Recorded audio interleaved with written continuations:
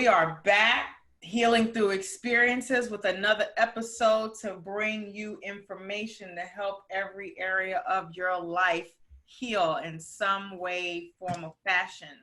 I share my experiences. I am your host, Nicole Taylor. I get experts in areas that we all need in our life to come and talk to us, to give us the real deal. And today, if you tuned in last time, you recognize this man. His name is Shawn Drake. And we are talking money today and how we need to continue that relationship development in our healing, in our finances, in our life, because we need money. So we need to know what to do with it and how to better play with it and get out of our heads, Nicole. So, Shawn, welcome back. Thank you so much. Good morning. Please introduce yourself once again so people that weren't in here last time, they know who we're talking to. Yeah, Shawn Drake, Senior Marketing Director, Wealthwave, Investment Advisor Representative, Transamerica Financial Advisors. Pleasure to be here with you today. Grew up in Chicago, migrated here to Jacksonville, Florida, been here ever since. I retired my Timberlands and, now I'm rolling with flip-flops. So there it is. Let's get into it. Great. And that's where I met him, in Jacksonville. And this crazy character is the one that manages my money. Yep. So, and has helped me, be more conscious of what I can do with money, the many different ways that we can work with money or have our money work for us. And that's what we want to talk about. We're working smarter, not harder. And there's too many resources out there. There's too much information. There are too many ways of doing things for us to stick in our old ways of working and living and relating with money. So Absolutely. Last time we were doing the Finance 101. He dropped some serious jewels at the end of it. And I said, hey, we got to come back and do some things and talk more. So today, let's get into it. So after we've done what we were supposed to do last time, and where do we go? Right. So shameless self-plug. Follow me at Wealthwave Drake. You can follow me on Facebook. You can check out my website, wealthwave.com/Drake. And a lot of the information that I'm going to share with you guys today, you'll find right on my website. I post information weekly on my Facebook page, and interact with me. And that's kind of how we got started, Nicole, is just through basic interaction. So I'll start the conversation like this today by saying that the way that we are looking at money and the way that we're doing things has to change, because the way that we do things in this country is changing, right? So if you're paying attention, whether you like or hate the current administration, they are doing things differently right now. And so one of the things last week that actually 2 weeks ago, I posted some information on my Facebook page talking specifically about what's going on with the Social Security Trust. And it is originally slated to be depleted somewhere in the year 2035. And so, that's less than 15 years from now. Flip side of the coin, because of the pandemic, because of, you have 40, 50 plus million people that are now unemployed, not working, furloughed, laid off, quit, fired, whatever the case may be, you have 50 million people not paying into payroll taxes. And so that number has been shrank from 14 and a half years, 15 years, 2035, to somewhere between 2027 and 2029, the Social Security Trust is supposed to run out, okay?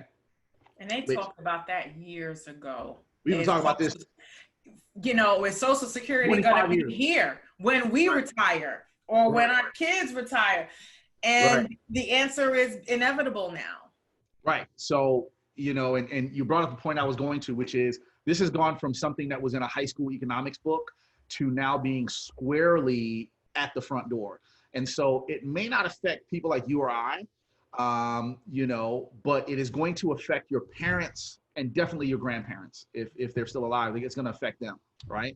Now, like I said a moment ago, like them or hate them, this current administration has, they've signed an executive order, which is effectively suspending payroll taxes through the end of the year, and I think into a significant portion of 2021, okay?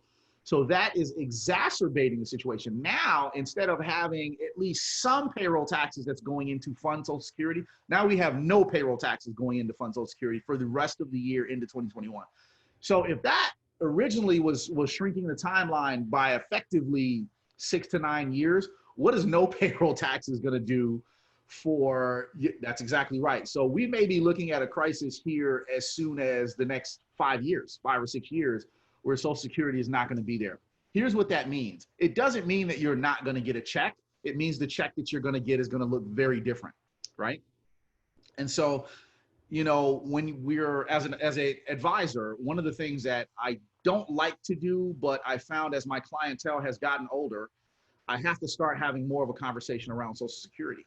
And so one of the things I advise everyone to do, and I'm going to advise everyone listening to this, go to socialsecurity.gov and log in, create your username and password. They're going to ask you some security questions to make sure it's you, and get your Social Security statement. They used to mail it out to you, but again, that's a cost, and so they quit mailing them out.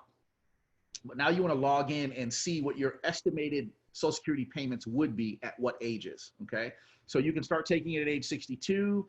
Most people usually delay to age about 65. Full retirement now is age 67 and beyond, okay? And so that will tell you what your baseline number is going to be. It's typically at, not kind of a ironclad, but usually rule of thumb, Social Security was supposed to be about 40% of your income, your highest earning years. It was supposed to be about 40% of that in retirement. So, that usually averages somewhere between $1,800 to $2,200 a month is what's supposed to be coming to you in retirement. Now, why are we starting this call talking about this, right? People are probably listening to this going, dude, I'm young, or I'm not really thinking about Social Security. You have to, because the way that retirement plans have been structured in this country has been around using a concept called the three-legged stool of retirement. And that three-legged stool of retirement is no longer, it's no longer valid, if you get what I'm saying here. And so if it's okay here, Nicole, what I want to do is share my screen in a second. I don't know if I can share my screen with you. You should be able to. All right. Give me a second. I'll pull up a piece of information here that I want to speak from will make it a little easier for me to depict what I'm talking about here. Okay. Yeah, because this is really good information. We don't think about these things. We have a million other things that are happening in our everyday life. And stuff like this is not on our radar in many different generations. So you're talking about your 40 to 50, 50 to 60, 60 to 70. Yeah. It's, okay, you gotta because we're worrying about today. You got to give me permission to share. I guess I'll try to give you permission. That A-type personality, which controls everything, you got to let me share. You got to let me share. Just let me share. No. No. But yeah, it's one of those things that, we need to pay attention to. And if we don't, you're going to have yourself in a WTF situation. Very soon.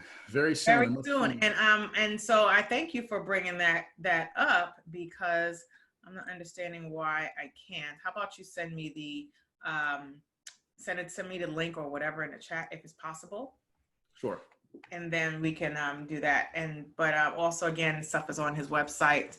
But yeah, so with that being said, right.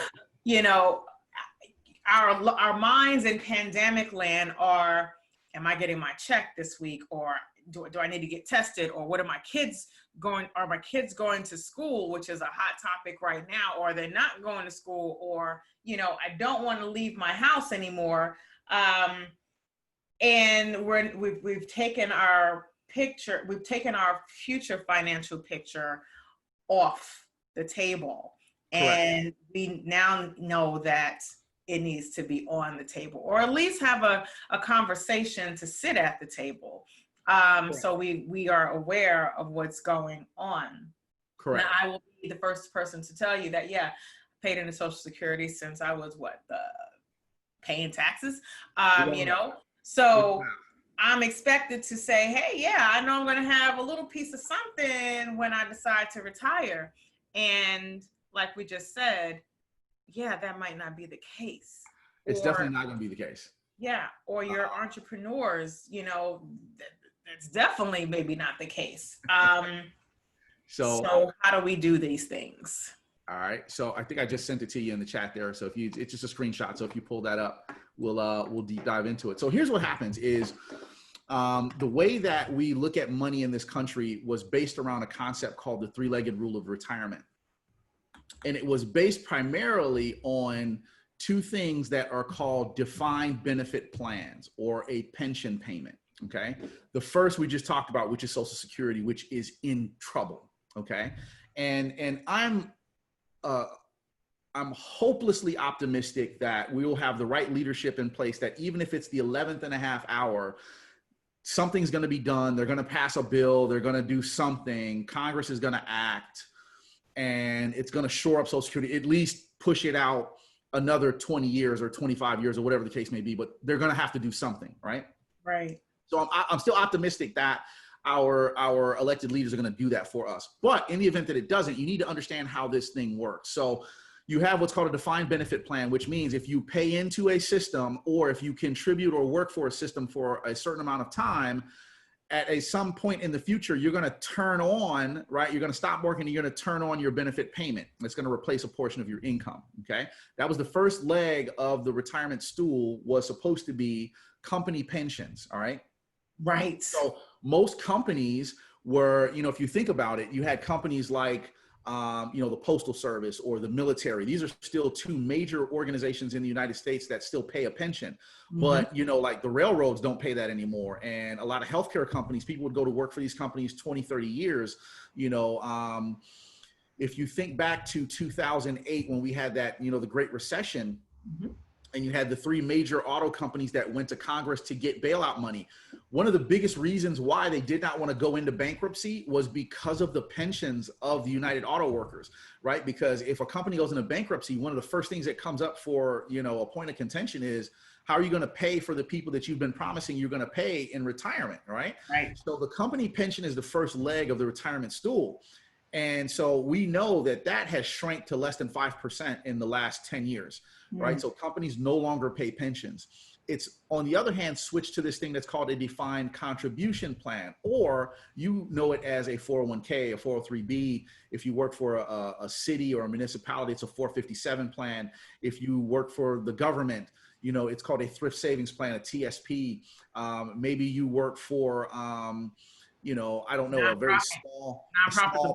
403Bs. Nonprofit, the 403Bs, or sometimes the smaller companies will do something called a simple IRA, right? These are all acronyms for I haven't pay taxes on the money yet. I'm setting it aside. I'm defining my contributions. I can't touch that money until I'm 59 and a half. That's supposed to be the what's replacing the company pensions. However, most of us don't realize that you're supposed to be replacing what that pension's supposed to be doing with what you're supposed to be putting aside.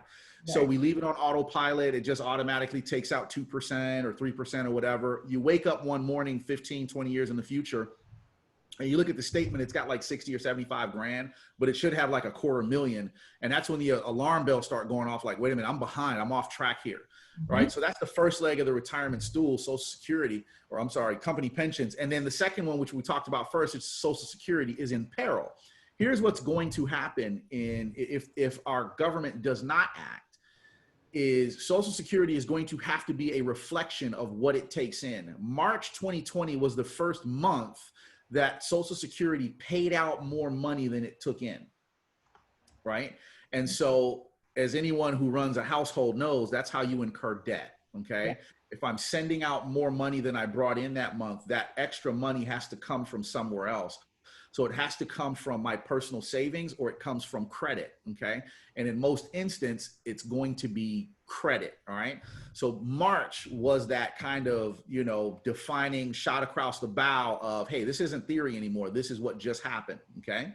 So now that means that leaves the focus primarily on personal savings, all right? And so the thing that we've kind of not really paid so good attention to is now what we have to pay attention to, because it's the lifeboat, okay? And unfortunately, Americans, like we talked about in the book, How Money Works, Stop Being a Sucker, right? Another shameless self-plug. If you don't have a copy of this book, reach out to me. Jump on my Facebook page at Wealthwave Drake, request a copy. I'll send one out to you. These are like $20 on Amazon. I'll send you one for free. So got mine. Got yours, right? And so I'll even put a personal note in there to you and some other information. But your personal savings has got to become the new normal. And so before, we were doing things that did not make sense when it came to long-term retirement planning. It's said right now that most people have less than $4,500 in the bank and less than $1,000 in long-term savings, right? That's a real problem. That's a real problem, right? Yeah. On the flip side of the coin, most Americans have credit card debt of over $16,000, combined, usually between 3 to 5 different credit cards. Right. So that's what you're wrestling with. You're wrestling with this debt dragon over here. In the meanwhile, you're not feeding future self with your personal savings. So, the topic for today is well, how do I do that, Shawn? How do I effectively start setting money aside? And one of the things that I talk at length with my clients about is it's not so much that you need to start saving massive amounts of money. It's helpful if you can, but we also have to ward off some of the things that rob your retirement of value. And one is low investment returns, right? That's a whole other man. You have opened. That's a whole other podcast. We'll do that again, right? And, I'm speaking it to people that I know, like, hey, man, you gotta pay attention. Money over here that's not doing what your institution might. That's right. That's right. Right now, there's over $14 trillion sitting in United States bank, credit union, checking and savings accounts earning less than 1%. Matter of fact, the average is 0.09% rate of return is what those savings are earning. Yeah. If you understand the rule of 72, that means it takes 800 years for a dollar to turn into $2 at 0.09% rate of return. So low rate of return inside of your savings is robbing your future retirement of value, okay, which you desperately need. Yeah. But here's the other thing is taxes. And so I used to ask people all the time, do you think taxes are going up or going down in the future? What do you think? Up. Why is that? Why do you think taxes are going to go up? Because first of all, we need a lot of things. And so we have to figure out how to pay for that. And 9 times out of 10, I'll say 10 times out of 10, it comes back to the less than 1%. So, and we want these things though. We want better healthcare. We want better schools. We want better roads and everything. They're like, okay, how are we going to pay for that? That's right. And so what you have to view taxes as is the same way you view your paycheck. It is an inflow into your household, all right? So taxes is revenue flowing into the federal government. Now, let me say something to you. There's something like, I think 53% of student loan borrowers are not paying on their student loans. And that number to the bottom line is somewhere in the neighborhood of like $93 billion. What was that, $1 trillion? But yeah, that sounds about right. Being a person and my number might be low, but it's massive, the amount of money that is not coming to the federal government on a monthly basis, right? That has to come from somewhere. It comes from taxes. So the government is going to be put in a position where they have to find a way creatively to generate more income, right? So what you have to be, and here's a plug for voting, you got to make sure that revenue is going to the things that you want it to go to, right? Because we need taxes, right? Nobody likes taxes, but you need them, right? You want to have equitable police and fire in your neighborhoods. You want to have good schools in your neighborhood, but that comes from a tax base, right? That's a whole other podcast, Nicole. But we know, I told you, every time we talk, is something else coming. So, but let's get back to the personal savings piece. Okay. So because taxes are going to go up, does it make sense that we want to play in a swimming pool where we can get eaten by sharks or piranhas or whatever. No, we don't, right? We want to play in a safe place, right? Same thing. If I was trying to get my infant child across the street or my grandmother across the street, would it make sense to try to cross a busy 6-lane freeway? No, it wouldn't. You would want to find the most pedestrian, 1-lane road that had multiple stop signs, multiple, crosswalks and stop lights so that you could safely go from one side of the street to the other. You got to think of your money in the same way, right? So there's a concept out there. It's called tax now, tax later, and tax never, right? So equally important to paying attention to the savings rate that you're receiving is, and I'm done with this screen there, Nicole. You can take it down. I appreciate that. Is you want to pay attention to where we're saving the money. All right, here's what I mean by that. So if we look at what's called the tax now category, all right, that is an unsheltered category. So that's going to be your checking, savings, money market, certificates of deposit, what are called naked stocks, bonds, unsheltered mutual funds, brokerage accounts, right? Anything that doesn't have a tax shelter around it and it generates revenue is going to get hit with taxes immediately, okay? Sometimes it's income tax, which is the one you don't want to be playing around with, because income tax can go up on you real quick, right? If it's an investment, a lot of time it's going to qualify as capital gains tax. It just depends on what it is, okay? Some investments are going to go to income tax, no matter what it is, okay? So that means if, you hear people say, oh man, I opened me a little Robinhood, or I opened me a little, Forex, or I opened me a little whatever account. That's great. But you start making money in that account, how, what's the headwind that you're facing? It's going to be taxes, right? So, I made $500 and then I got to give up at least 20% of that in taxes, or 30%, 40% of that in taxes, because it may be considered income tax, right? You're hustling backwards there, all right? So I'm not telling you things that are in that category are bad. I'm telling you most people don't understand it, so they're using it wrong, right? My belief is this: you got to treat your household like a Fortune 500 company. Here's what I mean by that.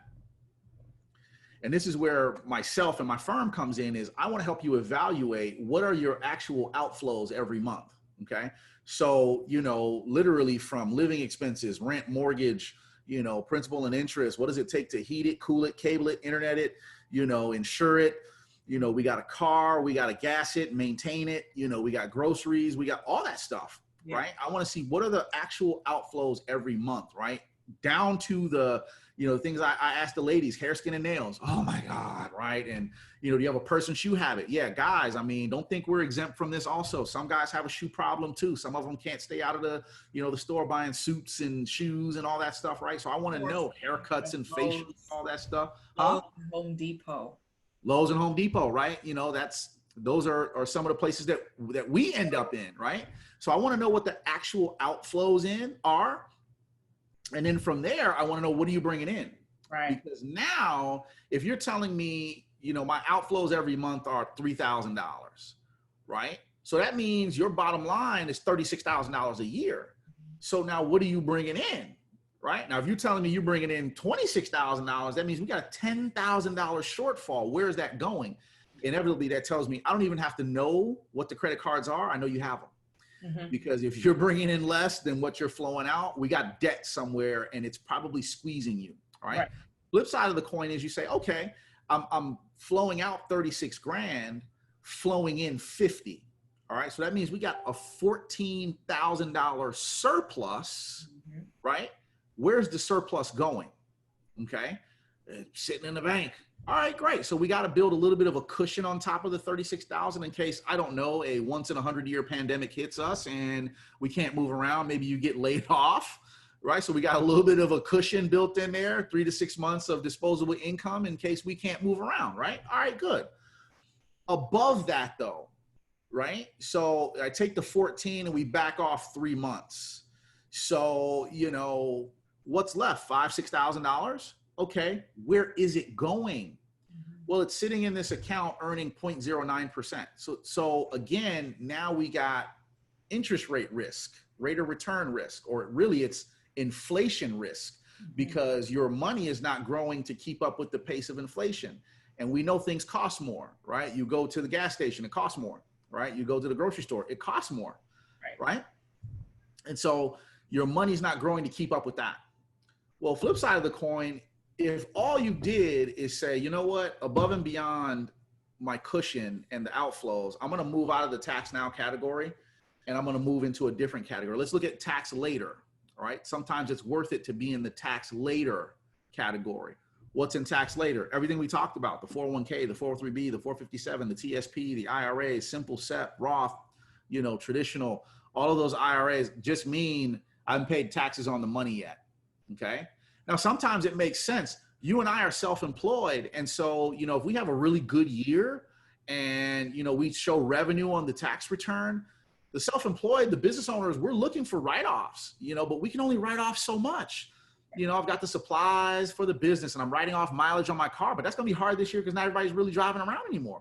So you're going to tell the IRS you still drove 20,000 miles this year? Yup. And, right, you lying. I couldn't. I can't because I'm not. You know, that's the reality where the reality is you're not moving around, right? So you're not going to have some of those things we could fall back on to write off anymore. So we're looking for places where we can take a deduction up front, where our income may be in a higher tax bracket now than it would be later. So using the tax later category, an IRA, a 401k, a 403b, whatever, may be beneficial to us because I can write off a piece or multiple pieces of that income. And then later on, when I'm retired, my revenue is probably not going to be as great, and I can pinch out of that tax later category at, you know, potentially a smaller tax bracket, right? But again, that comes to planning. Now, I'll say this, and again, this is for another day. The type of account and the management of the account are two different things, right? Just because you got a 401k or you got an IRA doesn't mean it's automatically growing. That's just a tax structure. We still have to manage what's inside there. You can have a 401k that's sitting in cash earning 0.09% rate of return, right? We still got to manage it, all right? Now, the last category is going to kind of harken back to our first podcast, what we were talking about before, which is called tax advantaged, or I call it tax never, okay? Right. Really what it means is I've already paid taxes on the money, usually through my payroll. So, you know, I got a paycheck, I paid my payroll taxes through it, and now I want to do something with that money. There's only a few different things that you can do in that category, right? You can buy municipal bonds, very expensive. I don't know that most people are rich enough to do that. Yeah, okay? Anymore anyway. Yeah. Leveraging the power of what's called a Roth IRA, okay? I put the money in on the front end. I've already paid taxes through my payroll. I invest it inside of the IRA. And when I get to be age 59 and a half, I start pulling out the gains, and whatever it's grown to, I don't pay any taxes on because I pay taxes on the seed. I don't want to pay taxes on the harvest, okay? Mm-hmm. That's what's happening there. Number 3, cash value life insurance, permanent life insurance, right? So here's what happens with that. We call it the Swiss Army knife. Is what do you have in your portfolio? 90% liquid in the first 5 to 7 years, multiplies if you die, right? If you live a very long time, has a massive amount of cash value inside there that you can pull out tax-free, right? And no penalty, no reason for pulling out, I just pull it out, right? And if I get sick or injured, it takes care of me. We like being taken care of. And you can get one for less than $200. He's not lying. Right? Right? These are tools of the wealthy that people were putting in tens of thousands of dollars a month. And over the last 20, 25 years, this is something that has been streamlined to be used by middle America, right? And we're not taking advantage of it. I'm gonna close out on this because I know we're out of time. And again, we can be here all day long talking about this stuff. We'll be back. We'll be back, all right? If what I'm saying to you sounds foreign, you've never heard of this before, this sounds too good to be true, it's not too good to be true, it's too good to be free, right? So what I want you to understand is this: the things that I'm talking about today are designed for people who want to have money and want to have their money make money, right? If you're sitting back thinking, I've never heard of this, this sounds crazy, this sounds like a scam, whatever, da da da da, You're part of the people who are financially illiterate. And I'm begging you to get this book, How Money Works, Stop Being a Sucker.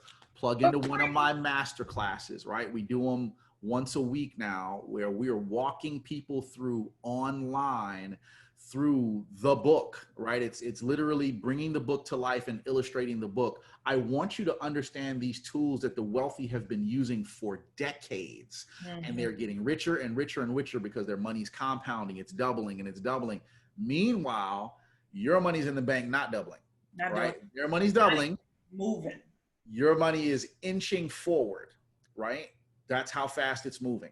All right. So that's where it's at today. Tax now, later, and never. You got to understand why that is so important for you right now, because the way we handle our money in the future is changing. Social Security is in peril. It's going to be less. It's only going to be able to pay out what it brings in. That's what's going to happen whenever 2027, 2029, 2035 comes. It's only going to be able to pay out so much, right? And you don't want to be in a situation where you're relying on getting $2,000 a month and it's only $1,000. It's only 500. Right. Now you're going to have to make some tough decisions for you and your family. So that's the deal, Nicole, today. Tax now, later, and never. Focus on personal savings. And of course, we got some other great topics to talk about here in the future. We do. And that's exactly what I'm focusing on. And it's getting, just getting your house in order. And it's not difficult. Everybody can do it. It doesn't matter. Like he said in the first one, I don't care if you start with $5, $10, start with something and watch it build. I am a testament because I did that. I think I started out with 10 or maybe, I don't even know, maybe $50 or whatever. And start what you got. Then I was doing automatic, withdrawals. Let me just start with $10 a month before, so I can get my money up. Now I'm putting in a lot more than what I was doing before. And I'm like, I'm happy about that, or watching your discretionary funding and putting in what he's talking about. So you don't even touch that money and you just watch it grow and be like, okay, cool. Now you're feeling a little bit more comfortable that should you have a reason to need it, you have it right there. You can touch it. So I thank you so much again, Shawn. Anytime. We will be back for sure. And I hope this was, if it hurt you a little bit, good, because then we can start to heal. And I've been in that position, so I can say, yeah, it's good. You have to hurt to start healing. And be like, okay, let me have a mirror up to say, okay, this is where I need to start somewhere, and put our pride down, put, old ways of thinking or being taught or not taught away, and look at what's available out there. So absolutely. Financial illiteracy is a cancer, and you get rid of cancer one of two ways. We got to cut it or burn it out. Exactly. Start healing. So let's go. Let's get it. Let's continue to heal through these experiences. I thank everyone for tuning in. Please comment, like, share, talk to me, call Shawn, and let's get it. Have a great day.